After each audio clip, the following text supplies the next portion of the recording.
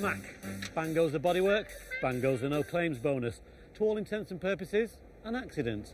But there's nothing accidental about this. He's going back to make sure the damage looks convincing, because this is a faked accident, the latest thing in car fraud, where the North West is top of the league. Any of us could now find ourselves unwittingly taking part in a bogus accident. The crooks don't draw the line at bashing up their own vehicles, they're setting traps for innocent drivers too. Motor insurance fraud is costing the insurance industry around £130 million a year in the UK.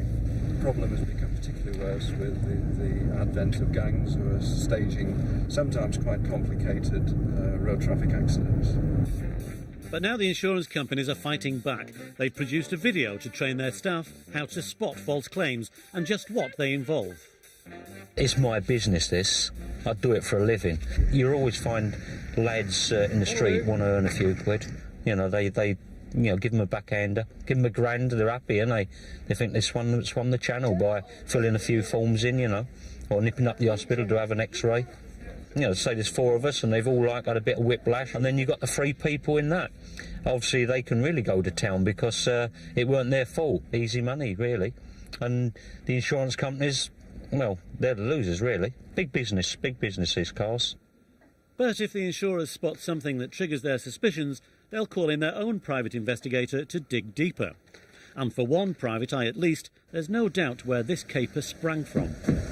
The fraud in this country does seem to start in Liverpool and Manchester, and this is no different. When you've got a new type of fraud, you have to work through it, and it's very, very difficult the first time you come across a circumstance. Now, I know within my own company, and it's true within other companies, that we've dealt with, you know, maybe 1,000 or more, and you start to be able to do the job more quickly, do the job more efficiently, and that does make the job harder for the fraudster. We're talking about millions of pounds being lost to this kind of fraud. So, almost the perfect crime. Rich pickings and no one gets hurt. But every penny fiddle puts up the prices of our premiums. Bogus accidents mean fraud. And fraud means more expensive insurance for all of us. Now the good news. Some tips to avoid being set up by the bogus crash merchants. If anyone is injured or claims to be injured in an accident, phone the police.